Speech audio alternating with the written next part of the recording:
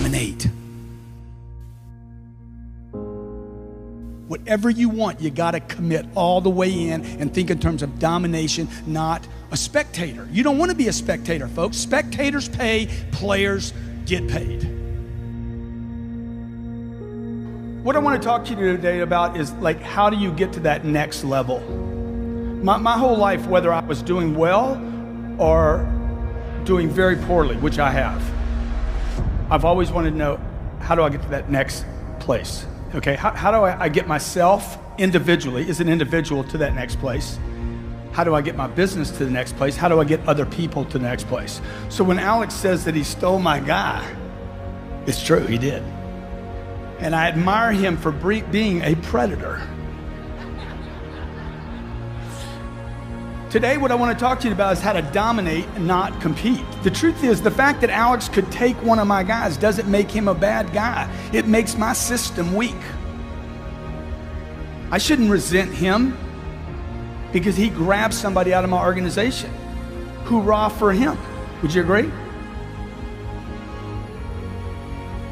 Shame on me for not having the holes or the links tight enough on my organization that this guy wouldn't leave me. It's not his fault, it's not Alex's fault, it's my fault. So look, in my life, what I'm gonna give you for the next 50 or 60 minutes, look, if you wanna get rich, you wanna be really successful. When I say rich, I'm not talking about money, I'm talking about a rich life, freedom, time with family, choices, get to do what you want. You get to move where you want, go where you want, do what you want. I've lived in Los Angeles, California for 10 years. I was in La Jolla, California for 12 years before that. I left Texas, 0% state income tax, to move to California, was willing to pay the 10.3. I was fine with the 10.3. Now they want to take it to 13. And I told Jerry Brown, if you raise it to 13, I'm leaving. I'm gonna pick up my family, I'm gonna pick up my business. Why? Because I'm free. I'm free. I get to roll, baby. I get to do what I want, go where I want. That's why I'm in business for myself. I'm not trapped, I'm not a slave. You're not gonna handcuff me. So I'm gonna go where it's friendly, where people are supportive, where it's good for me and my business and my family and the people that work with me, and where it's good for me. And I would expect that that's why you got in business for yourself, right? Look, if you want to be in business for yourself and free, you must learn to dominate. You cannot compete, okay? How many were trained this? Competition is a healthy thing. That message was not being delivered to entrepreneurs. That message was being delivered to consumers. There was somebody saying, look, the more oil companies we have, the better, because it's good for the customer, right? The more technology companies we have, it's not just Microsoft, the better for the customer. And inventions and improvements in products comes from competition. But if you're the one playing the game, you want to dominate the field. Would you agree? Let's say I'm playing a football game or a basketball game or a baseball game. I want to be on offense the whole time.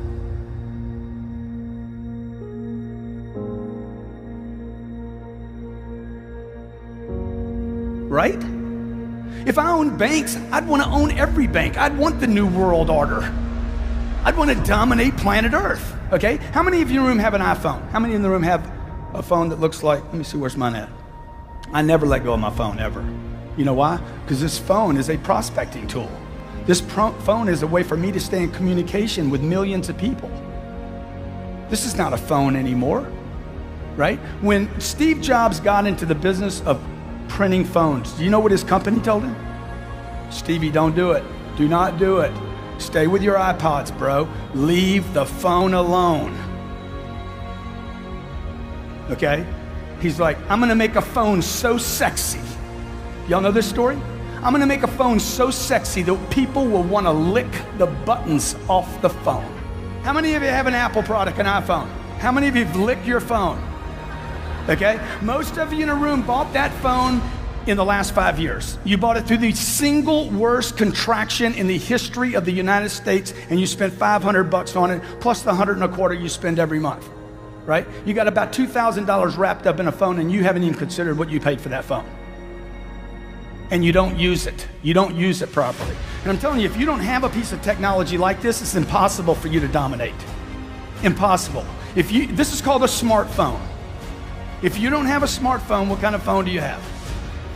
That would be a dumb phone, right? I got a dumb phone. I got one of those old Blackberries. All I can do is email with it. Dude, you want this thing to do everything. You want this thing, I want to be everywhere, all at the same time. That's freedom. Okay? So look, I want to talk to you about domination, not competition. And I don't want to talk about you dominating other people physically. I want to talk about dominating space by using things like Twitter and Facebook and LinkedIn and Google Plus and blogging and becoming an expert in your field to where when somebody thinks about your business, your picture comes up. If that's not happening, you are going to blame the marketplace. The marketplace will deliver pain to the people that compete. Why? Because they're all competing. And then there's this one guy way out in the lead. He doesn't compete. Right? That's where you want to be. That's how you have to think now. Okay, you're in a new economy. How many believe this economy, the one you're in right now, is extremely fragile, filled with tremendous amounts of uncertainty? How many agree with that? Okay, how many agree also, come 2013 when this election gets handled, whether it's Mitt or whether it's Mr. Barack Obama, whoever it is, okay, how many believe they got their hands full? Dude, we haven't even solved the debt problem yet. Okay? You think this thing couldn't roll over again? I'm here to tell you it can. And you know who's gonna feel the pain? The people that compete. Who will cherish that moment? Are the people that dominate space. Why? Because people that dominate like contractions. People that are extremely well-versed, well-trained. You know, if I'm training for a ball game, right? I'm the best trained team. I like a muddy field. I like it wet. I like ice on the field. Would you agree? Because my competition is not as well trained. I want to dominate space. I actually look for opportunities of contraction. Trust me, folks, in your lifetime, you're going to see another contraction more severe than the one you saw in 2007. More severe. Does that scare you? It scares me. It scares me enough to say, hey, buddy, you better get busy. I was 51 years old when Lehman's collapsed. Okay, let me see, is that right? No, I was 49 years old when Lehman's collapsed. I had never written a book in my life. It was on Thursday afternoon. It had been made clear that Bear Stearns and Lehman's were done. Okay? On that day, I started writing a book. By Sunday, I was finished with this book. I wrote the chapters between Thursday and Saturday. Okay? On Sunday, I started writing the book. In 3 hours, it was finished. This book is about, on that day, I wrote, all people on planet Earth became salespeople when Lehman's collapsed because money wasn't available anymore. Who did well? How many people just got wiped out of real estate? The pretenders did, right? The guy that was at Pizza Hut and now he got in the mortgage business, he can't make 700 grand anymore, can he? Truth is, he never deserved the 700. See, the marketplace will always discipline people that aren't prepared.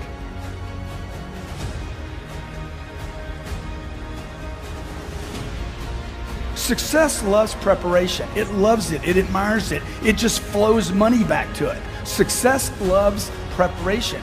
And the marketplace will discipline those that are just stuck in the pack. So today I'm not going to talk to you about dominating your market or even dominating your competition, but I want to start thinking about how are you dominating yourself? Like, what do you think the number one thing that most of us have our attention on every day? And one of the things that makes these conferences so beautiful is you get pulled out of some of that noise out there. Would you agree? Who do you think your number one competition, number one problem in real estate today is? Yourself? Okay, who else? Who else could it be? Say again? Absolutely the people around you.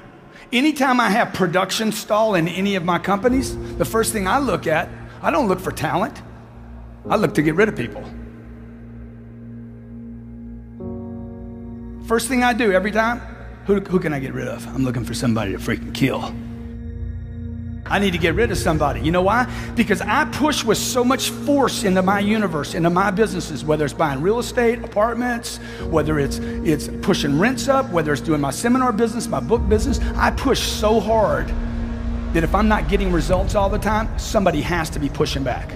Somebody in my organization actually has to have the intention, conscious or unconscious, to hold me up. The first thing I'm gonna do is start getting rid of people. Okay, who is it? Who is it? I'm looking for the cancer in my organization. You know, you talk about people dying from disease. Look, people die from negativity every day. They just got to wait 80 years to make it official. How many of you know negative people? How many in the room have been negative before? You have been negative. You know why? Because the number one dominating force on planet Earth is the media.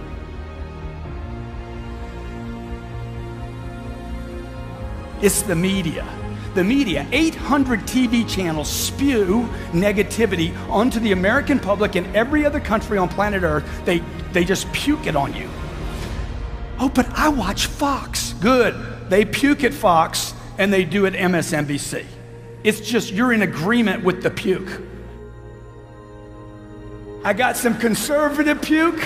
I got some liberal puke. Right? And you got Stossel in the middle. He's like, okay, I'm just an independent puker. Dude, puke is puke. Would you agree? Just because you got used to it. Oh, I like O'Reilly's puke. I like Hannity's puke. I use every one of the news channels. If you'll see me on TV doing news one day, okay? I don't watch news. I make news. See the shift? You see the slight shift? Don't watch the news. Decide when you leave here today to make the news. Right? You don't read the newspaper, you write newspaper articles. You don't read books. Yeah, read them, but learn to write them. And you don't need to you don't need to spend a lifetime writing a book. This was 3 hours. Okay, we sold 40,000 copies of this one book and it was self-published. It's never, ever, ever been in a bookstore. A guy writes me, says, man, you got misspelled words all in that book. I'm like, yeah, what, where are they? 123, 128, 134, 165, 120. I'm like, yeah. And bad grammar too. I'm like, yeah, what's your point, dude? Because man, you got misspelled words in the book.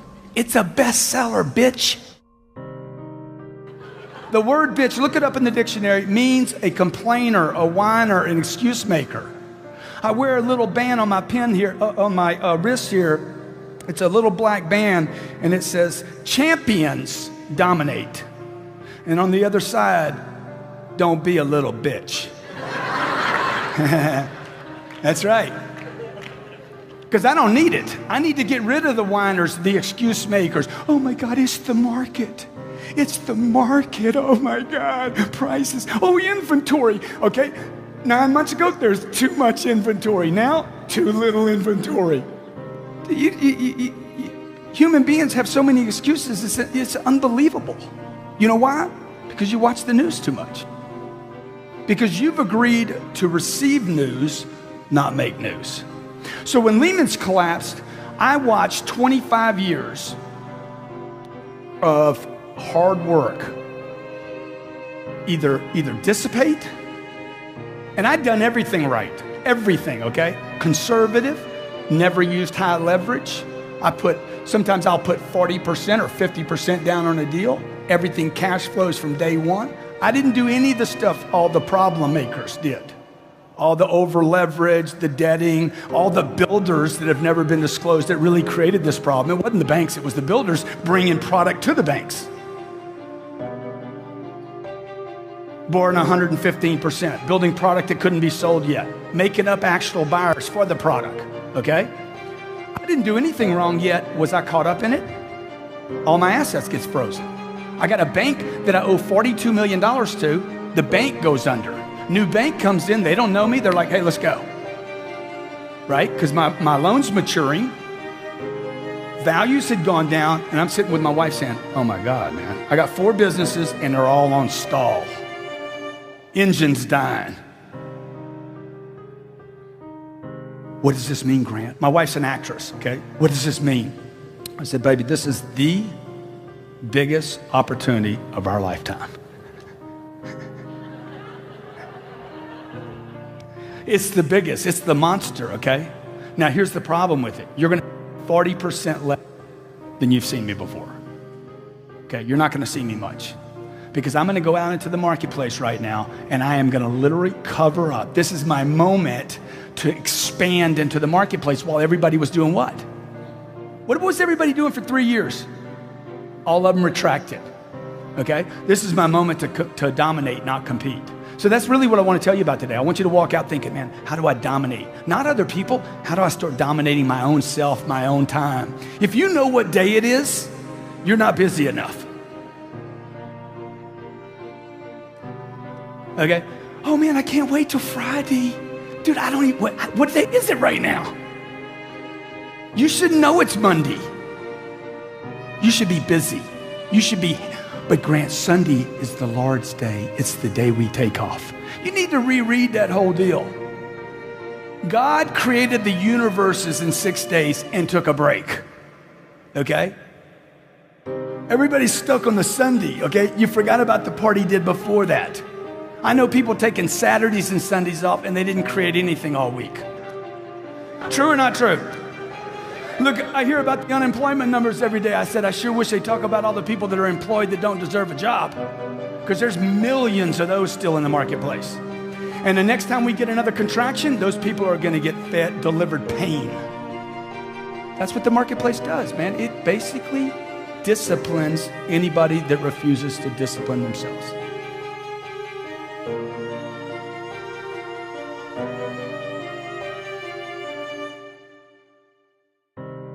It is the correction. So look, here's the deal. I might be wrong in what I say, okay? I might be wrong in the things I do in my life and the business that I started. My family's told me not to start every business that I've been involved in, every one of them. Every one of them was a risk. Every one of them I had to take a chance. I remember my mom used to tell me, I wouldn't do that if I were you. I wouldn't do that if I were you. I wouldn't do that if I were you. I'm like, Mom, you wouldn't do anything. Well, you wouldn't do anything except be the mother, a great mother to 5 children. My mother wasn't an entrepreneur. She didn't have my dreams. Just because she's my mom doesn't mean she dreams like me. Would you agree? Okay? My mom was wrong about everything she told me not to do. Love my mom to death. Okay? Unbelievable friend of mine. She was wrong. I needed to do those things. Okay? Steve Jobs needed to build this phone. Would you agree? Did he help a lot of people? Did he make some money while he was doing it? $119 billion in 5 years. In the bank, cash. I'm not talking about I'm talking about done in the bank, sitting there. Okay? Brings a great product to the marketplace. Domination or competition? Total domination. Coca-Cola, competition or domination? Total domination. Okay? Exxon, total domination. You see what I'm saying? You want to be in a dominating point, okay? So what we got to do is we got to get you thinking. We got to get you thinking like the dominators think. How do they act? How does Warren Buffett act? What does Warren Buffett do with his time all the time? Those are the people I study today. I don't study the people that I went to school with, the teachers I went to school with. I don't even study my own family members, okay? I'm looking for people that are way up here that I can say, hey, what are they doing? Because they're doing it right. My dad died when he was 52 years old. My dad worked his whole life to provide for 5 kids and his wife, and he did his job, and then he died.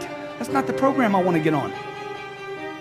Is that the program you want to be on? My dad died, he bought his dream house 9 months before he died. He leaves 2 10-year-old boys, one of me.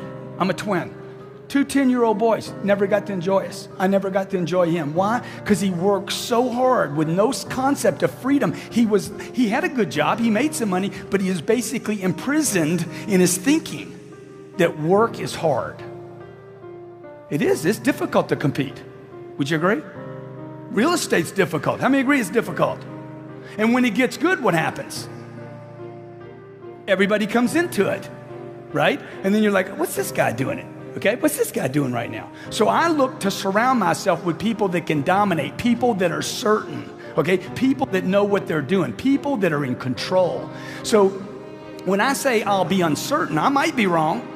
I might be wrong about it. Would you agree?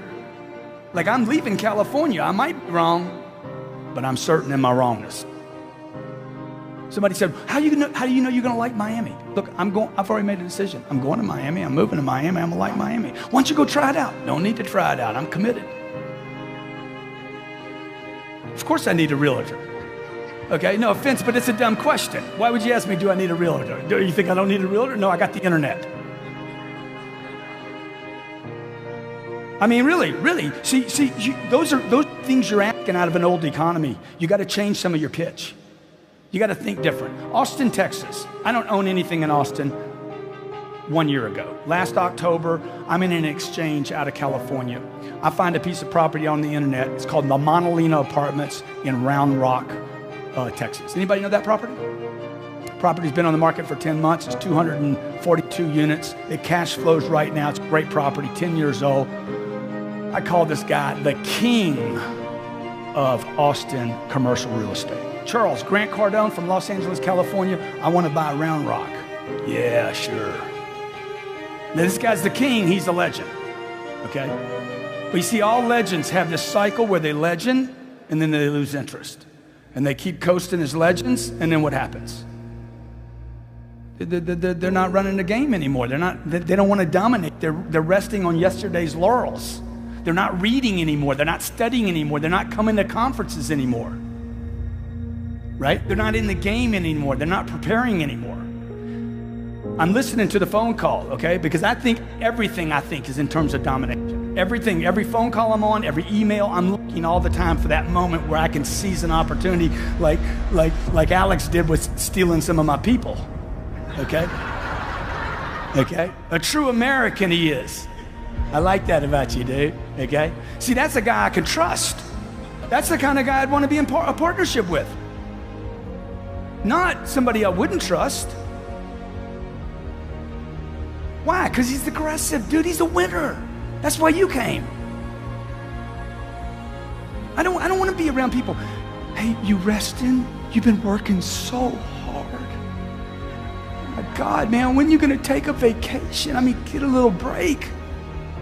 You know, my assistant said, you need to get some rest. I'm going to get to a hotel when you red-eye into Orlando tonight. I'm going to get you a hotel. I'm like, hey, man, I don't need a hotel. I asked you for a hotel. Don't be so. Hey, you don't know if I'm tired or not. You're tired. You go get some rest. I'm fine. How many of you not? If you ever seen anybody die from work, I want to see your hand.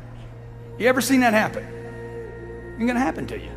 People are dying every day. They don't get burnout. You don't get burnout. You lose your purpose. You lose your purpose. You lose your meaning. When I'm tired, I look at my purpose. What's my purpose? Okay, what's my purpose? Oh, my game's not big enough.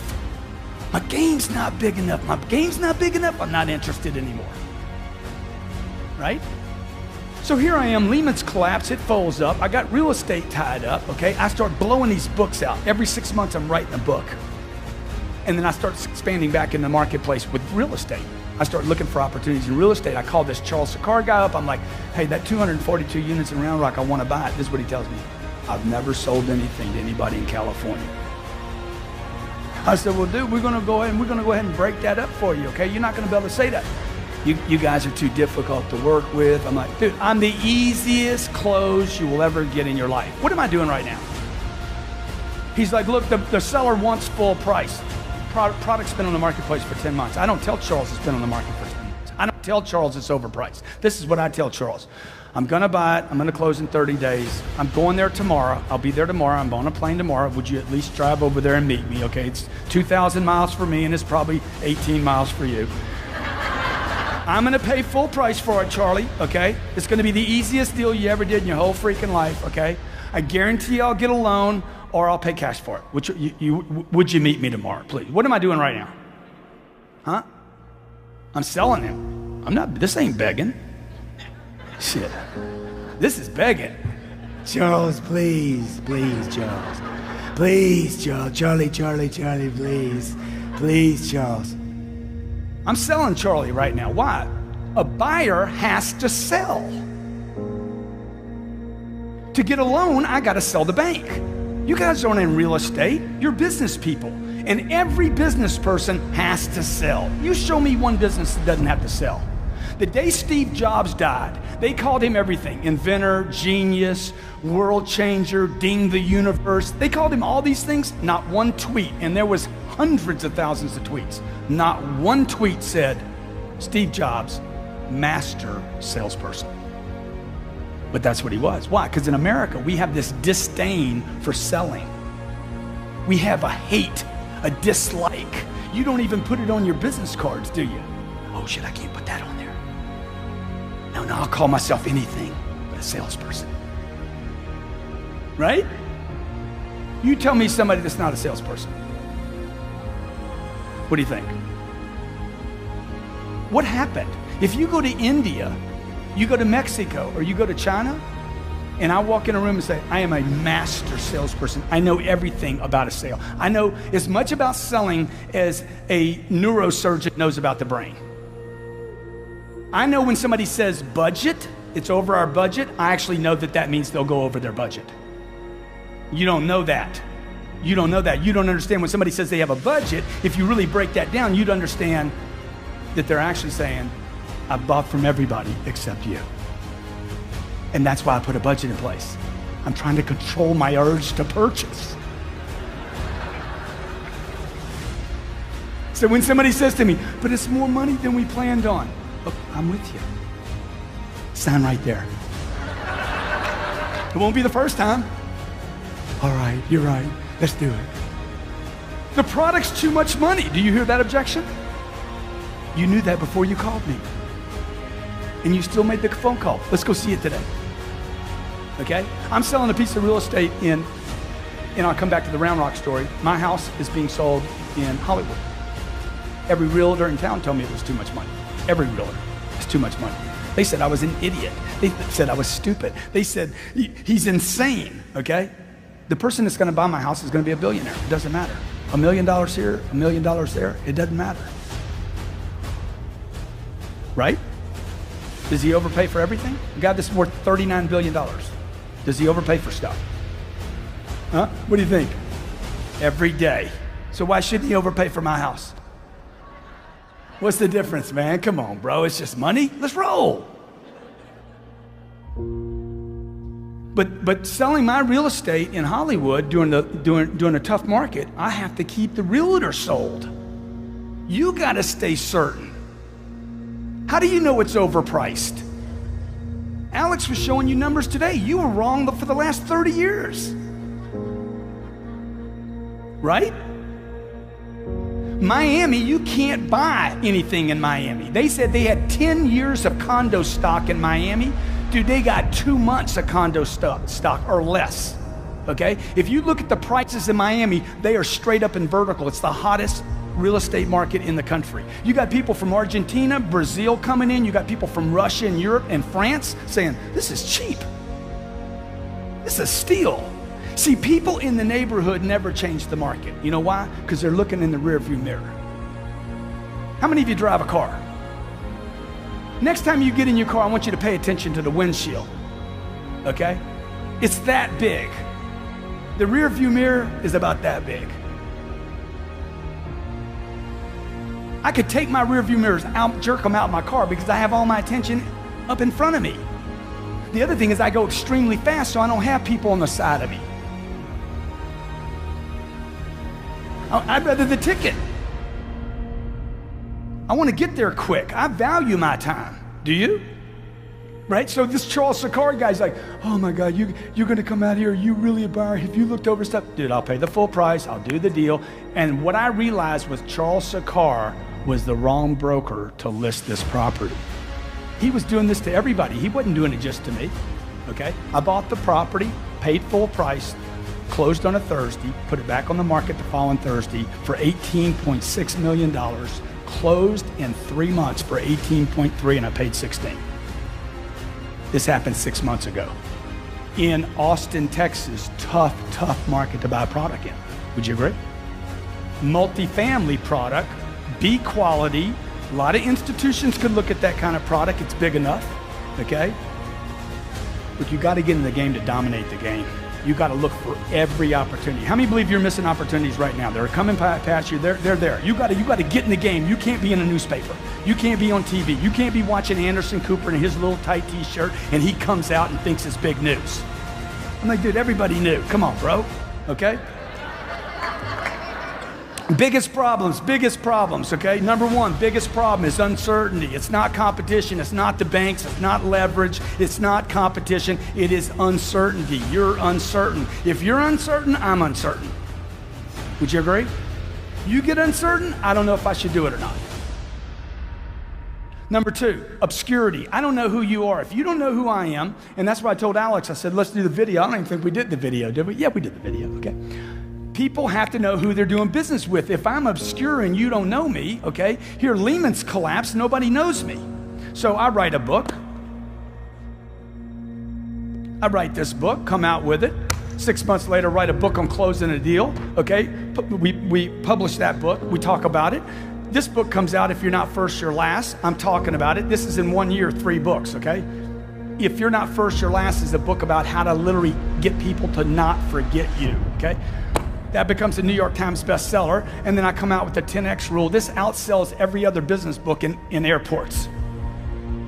Now, why am I writing books? There's no money in books, folks. Why would I write 4 books? The average American reads 1 book a year. Why would I write books? Say again? Notoriety? I'm trying to cover up space. These are losers. I lose money selling books. Okay? Oh, that'd be great, yeah. This is Jared, by the way. Give Jared a big hand. Okay? Jared helped me win some money last night playing blackjack. We dominated. Okay? These people dominate. What? Look around this place. Can we get you something to drink, huh? Can I get you some cigarettes? Why are they doing that? They don't want you leaving that table. Can they get you insurance? I got some insurance for that 16. Dude, look, if they offer something to you in this town, don't take it. Why am I doing this? Because I want readers to know me. The average American reads 1 book a year. The top CEOs in America read 5 books a month, 60 plus books a year. Okay, you want to be in the game? Read. I buy books. I don't care about the $30 the book costs. You know what I'm looking for? I'm looking for $1 million every book I open. I'm looking for $1 million. Okay? I quit looking for $10. I did that when I was a kid. I'm looking for millions now. I'm looking for $1 million. How many believe this is much work to work for $10 as it is for $1 million? It's the same amount of work, man. Same amount of rejection, same amount of uphill. It's the same amount of bullshit. Okay? So you just change the target, okay? If you were homeless and I was gonna coach you out of homeless, the first thing I would tell you is not to change your clothes, not change your location, just change your ask. The ask. Dude, can you give me 100? How about 100, man? Just 100, man. How many believe he'd be better off at the end of the day if he was asking for 100 rather than a quarter? Just to change the amount you're asking for. You see what I'm saying? You know, when I go into an organization, I want to do the easy stuff, not the hard stuff. I don't want to change a guy's clothes, his location, and everything. I just want to change one little thing. So today I'm talking to you about, man, change what you're reading every day. Change what you're reading. Change the influence of your getting. A guy gets this book. We heard this last night. He's on the audio version of this book. He goes from $30,000 a month in income to $80,000 a month in income in 1 month. He's been on the program for 4 days, okay? He's like, oh my God, man, I scored the 4th day I was on the program. He starts listening to it again. Everywhere he goes, he's listening to this audio program. All of a sudden, it changes the way he's thinking about how much action he has to take. It takes 10 times the amount of activity, phone calls, emails. It takes 10 times just to burst through noise. Would you agree? You're trying to get people's attention because you're in obscurity with them. Hey, can you meet me tonight? He's thinking about picking up his daughter tonight. You're in obscurity. He doesn't know who you are yet. So if you want to get successful, a couple things you got to do. You got to get certain. How many of you agree with that? Okay? That doesn't mean at this conference this weekend. That means when you leave here, man, what can I cover myself up so that I'm certain? Number 2, how do I get out of obscurity? How do I get people to know me? Everybody here should write a book. Everybody in this room should write a book. You should be writing blogs. You should be tweeting every day, okay? Twitter and Facebook, these are not new things. These are prospecting tools. These are tools that cost nothing. And for those of you in the room have kind of like just said, I don't have time for social media. I got a business to run. Anybody ever heard anybody say that? I don't have time for Twitter. I'm running a business into the ground. Okay? Just to crash some old beliefs, okay? Just so you see what this does. I'm gonna take a picture of these people over here, okay? And just tell me, anybody got a second hand on their watch? Tell me how long this takes. A watch. Okay, sorry. Let's see.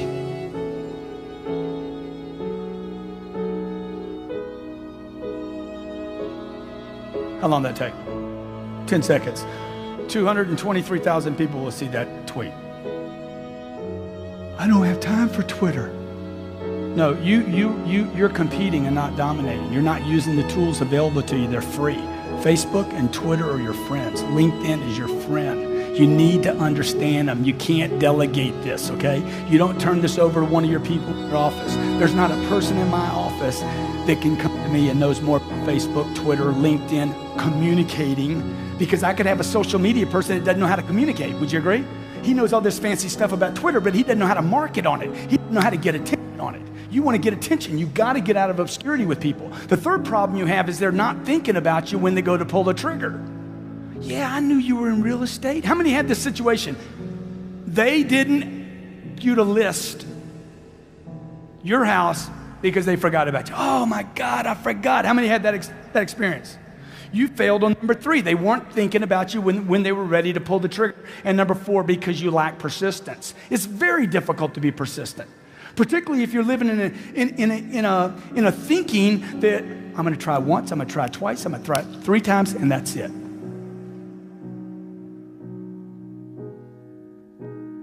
It's going to take way more than 3 times. Would you agree? My wife watched me call one man 15 times in 3 days without a return phone call. She's like, how many times are you going to call him? Oh, I'm going to call him until we talk. My God. I'm like, it worked on you.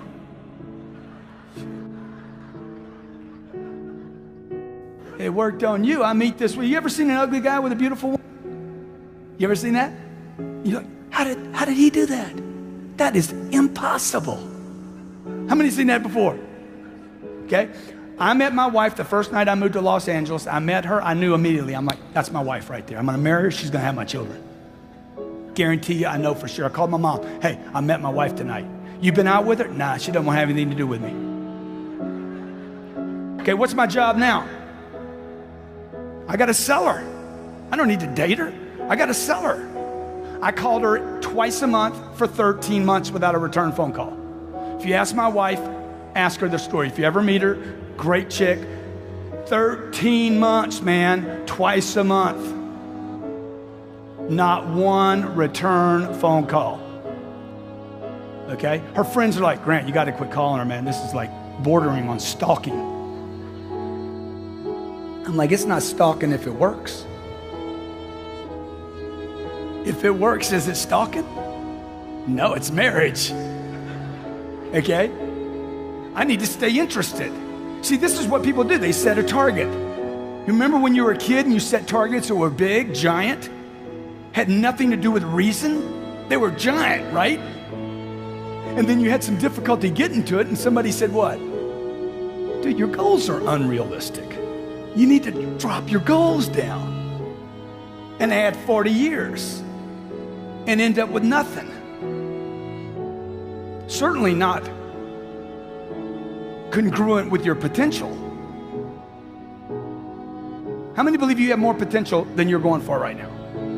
Dude, it's way up here. It's beyond what you're going for.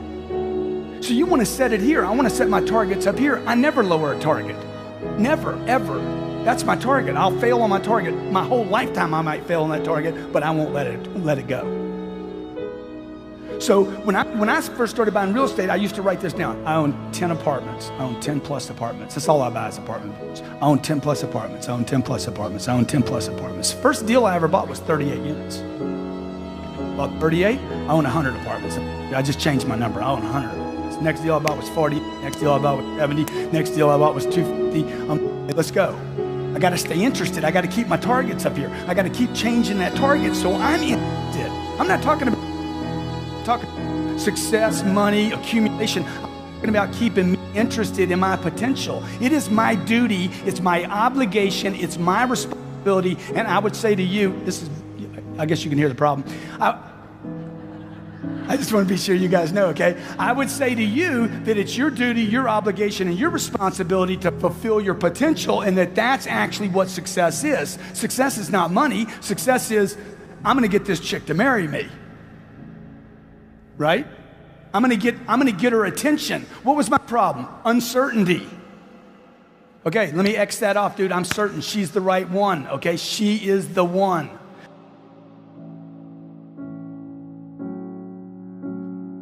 Calls. Guy calls me on the phone. Hey, man, do you have any short sales?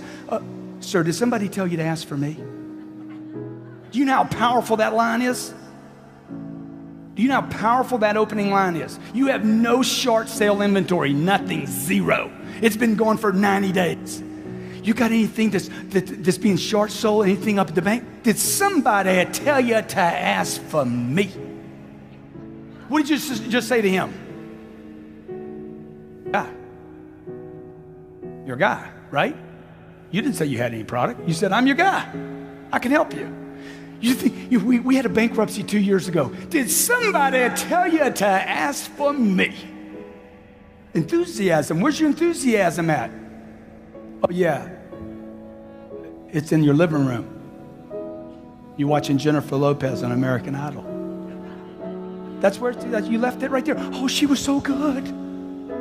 Dude, what are you doing, man? What are you doing? You know what? Most people are going to spend more time in their life working than any other single thing and not being successful. Man, work is good. It's unbelievable, particularly when you're winning. Right? Me having to work for my wife is good for me. Right or wrong?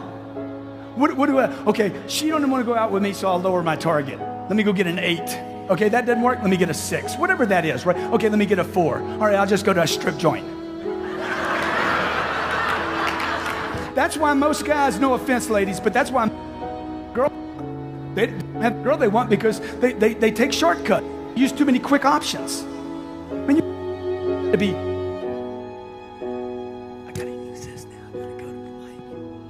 You got to be totally committed. Everybody agree? You got to be completely uncertain. You want $1 million? You want $2 million? You want $5 million? How much money do you want? How much success do you want? How much notoriety do you want? You want a New York Times bestseller? Why can't you have everything? Oh, but I'm 65. So what? Man, Colonel Harlan Sanders made all his money after he was 65 years old. He wasted the first 64 years. Okay? I got a little girl. I have this baby. We have 2 babies right now, both of them born at my house. We don't go to hospitals. I go to the doctor. My wife's pregnant. Is she really pregnant? Oh my God, I'm so excited. I know I did that. Grant, what hospital y'all going to? Dude, we ain't going to a hospital. She ain't sick. She's pregnant. Why would I bring her to a place with sick people? That's just dumb. Grant, man, you got to bring her to a hospital. No, I don't. You got to come to the house and help me. I didn't go to the hospital to have sex with her. I didn't start it there. I ain't gonna finish it there, baby. Grant, you don't know anything about having children. Dude, I don't know anything about most things I did the first time. But you know what? I'm certain we ain't going to a hospital. It's not complicated. She's young enough. She's in good shape. I got a decent head on my shoulders. Don't show me what to do. We're gonna do it at the house. I am not gonna have the single most important single moment of my life robbed by a hospital. Because I get a 3rd row seat and I get to hug a vending machine the whole time. Because they kick me back to the curb and say, get back there, buddy, we're the professionals. I want to be involved. See what I'm telling you? Everything in life. The phone calls, whatever you're doing, what is happening? Get involved in your business or you will be disciplined again. And it's going to be ugly and it's going to be painful for a lot of people. A guy says, you know, Grant, I hear you talk about money a lot. And you know, I just want to tell you, money won't make you happy. I said, yeah, what's your point, dude? Your point is you ain't got any money. That's why you're giving this dumb advice. Because being broke won't make you happy either, okay? I tried the experiment. I went on the experiment. How many have been on the broke experiment? Were you happy? Were you like, oh my God, this is good? Look, if you took $5 million out of the marketplace and you made $5 million from planet Earth, would anybody know an event took place? Would anybody know anything happened? Would you do good things with that money? Good. How many believe the work for 5 million is going to be the same work for 50,000? Same process, same involvement. Look, you're occupied either way, okay? So if you're not sure of your value, if you think you're worth 80 grand, you're worth 80 grand. Would you agree?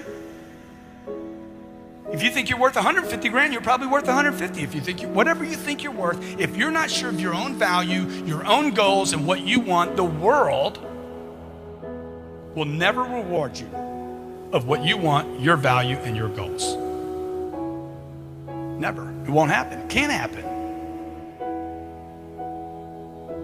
I got to remind myself every day, what is my value in the marketplace? What are my goals in the marketplace? What am I worth in the marketplace, okay? What do I deserve in the market? I deserve those 242 units. I deserve to make money on those 242 units. I deserve to sell this house and make a profit. I deserve to be able to move to Miami. I deserve this woman. I deserve these 2 kids. I deserve to have my kids learn to swim rather than putting a fence around my pool. Because I don't want a fence around my pool. I hate the fence. Just teach them how to swim, man. Dominate the kid. Put the kid in the pool every day. Okay? She's 3 days old. I'm dunking her in the pool every day. Try this, try this, try this, try this. Okay? She's not crying, the mom's crying. The baby's like, hey, it's cool, dude. I've been in water for 9 months, whatever. Right? My daughter's 1 year old. I can throw her in the pool and walk away. At 1 year old, I can walk away. She can swim the entire length of the pool. At 3, she can swim it underwater. We got friends that are 8 years old. They get around the pool and everybody's freaked out. The point is what? Dominate.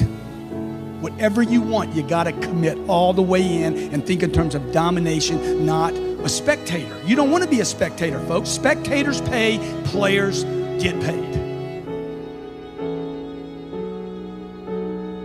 Believe. You look at the word up, believe. This is in a Webster dictionary, okay? You probably have one of those. If you don't have one at your house, you can certainly Google it. It's going to say this: to have confidence in the truth, the existence, or the reliability of something, although without absolute proof. How many believe that the real estate market's getting better? Okay. How many believe it could get worse? Good. Hey, that's right. And when it gets worse, what are you going to believe? I'm going to believe, hey, dude, there's still value there. You got good? There's still value there. Okay. How many of you have shown somebody a house before, they didn't pull the trigger, and they regretted it? You know what? Shame on you. Why didn't you shut that deal down? I don't want to pressure anybody. If you won't pressure a client that you like, it's because you don't believe in you, the product, okay, or the company that you represent, period. If you will not pressure somebody to do the right thing, it's something you don't believe in. Look at the word, what it means. To have confidence in the truth. What is the truth? This is a good deal, and you need to do it. You're pressuring me, Grant. I sure am. Now sign right there. Let's do this. It's the right thing. Why? He looks at me and says, what? Oh my God, this guy is so certain. Are you sure it's the right thing? Guarantee it's the right thing. Lean on the pen. Let's do it. And you're thinking to yourself, I couldn't do that right now. Dude, I wasn't taught how to do this. I spent 17 years in school. They don't teach you this. You have to train this muscle, okay? If one of your children was crossing the street and you knew it was a bad thing, would you pressure them not to? Exactly. Why is pressure a bad thing? It makes diamonds. But I know so many people in business, I don't want to pressure anybody. Dude, you need to pressure yourself. You need to cook yourself. You need a necessity level way up here. Look, the middle class in America is failing, folks. It's failing. You know why? Because it doesn't push itself hard enough. It operates on a premise based on just enough. I'm going to make enough, vacation enough, save enough, just enough. Oh, I forgot to plan on Lehman's. Oh, forgot to plan on foreclosures. Oh, forgot to plan on LIBOR. Oops, forgot to plan on the internet bust. And that's why the middle class is failing. The middle class isn't failing because of politics. Okay, the middle class is failing because the middle class is using the wrong formula. A formula that worked 40 years ago might not work in the U.S. economy today. Right? Maybe Monday, Tuesday, Wednesday, Thursday, Friday, that 5-day job, maybe that gig's over and maybe it's 7 days now. Maybe it's a 7-day pitch now. I don't know. I know in my life, it's 7 days. I'll never, ever have my freedom taken from me again. So it's not money I'm trying to accumulate. It's market share I'm trying to accumulate. I'm trying to accumulate market share so when things soften again, who's left? The strongest player in the market. So although without absolute proof that one is right in doing so, only if one believes in something can one act purposefully. Okay, that means I need to be every day selling myself. I'm going to write a New York Times best-selling book, okay? I'm going to speak to tens of thousands of people. I'm going to help millions of people on planet Earth. I'm literally reminding myself every day. When I wake up in the morning, I write my goals down. When I go to bed at night, I write my goals down. It's the first thing and the last thing I do every day. I've been doing that for 25 years. I'm dominating myself in my own thinking. Success formula, okay? Here are 4 steps that I learned when I was 51 years old. I'm like, oh man, there it is, baby. That's it. That's what you've been doing. That's what all the successful people have been doing. Here are 4 steps you must take to create the next level of success in your life. Number 1, you must get attention. Hey. See, that's what I mean. You got to get attention. If you got to scream to get it, get it. Okay? The moment you start, hey, you listening to me? See, the moment you start doing that, you're going to start getting criticism. When you hit that right band, that right tone level of attention, okay, where you're really getting attention, you're going to get criticism. Somebody's going to say, dude, you need to quiet down, bro. You need to bring it down a notch, bro. Bro, you freaking. Dude, hey, this is a party. Let's not talk business now. Go, chill. I'm getting criticism. Is that good or bad? The Kardashians love it. Right? The Kardashians have worked this formula perfectly. Monster attention. No product. There's no product. Is that a product? That ain't a product, man. Look at that. Look at that. Look at that. Over and over. Look at that. Look at that. Huh? Okay? Look at that. Look at that. Okay? And she gets criticism. They didn't start banking until they got the haters. They had to get haters. Wherever they got criticism, they actually kept throwing wood on the fire to actually get something bigger than criticism, which was hate, which was, I hate those people. That's what promoted them. It wasn't the promotion that promoted them. It was the disgust for them. Okay? And until they moved into this 4th step, which is admiration. See, most people stop here. You get a little criticism and you shut it down. I'm calling you back too much? Okay, I won't do that again. You should call him back more. You send an email back. Hey, quit sending me emails. No, you should double up. Okay? You should stay with the cycle until you close the cycle, folks. Why? Because you believe. You believe it's the right thing to do. Belief is not some esoteric thing. Belief is some action you take all the time in the marketplace. Say, hey, I'm doing the right thing for you. You just don't know it. Your confidence, okay? You got to build it until you're invincible. That's why you come to this. That's why you read books. That's why you bury yourself in audio programs. The internet is a very dangerous place today because you can look at anything. What do these people have in common, okay? There's Michael Jordan, Warren Buffett, Steve Jobs, Oprah, a Navy SEAL, and my mother, okay? You know what they had in common? This. Greatness has in common immersion. They're immersed completely in their environment. Number 2, they're dedicated, completely dedicated. 3, they have a total commitment. My mother was as committed as Warren Buffett is. Do you know what Warren Buffett spends most of his time doing? Reading. Most of his time during the day is spent reading. And they're duty driven. All those people are duty driven. Okay, whether it was my mom, Oprah, Steve Jobs, Warren Buffett, at some point it was no longer for money, it was duty. It's my obligation. It's some sense of, I have to do this. So what do you hear me say to you today? What do you hear me say? Immerse yourself, okay? You have to immerse yourself right now with reading, the right reading, audio programs, video. Find YouTube channels that are good for you to where you can watch YouTube. Like we started dropping videos on YouTube maybe 24 months ago. We dropped about 900 videos on YouTube. That's what got me my TV show. People saw me on YouTube. The UK found YouTube videos 2 weeks ago. Dude, we love what you're doing on YouTube, man. Can you come out to the UK and do a TV show? Why? I'm breaking through obscurity.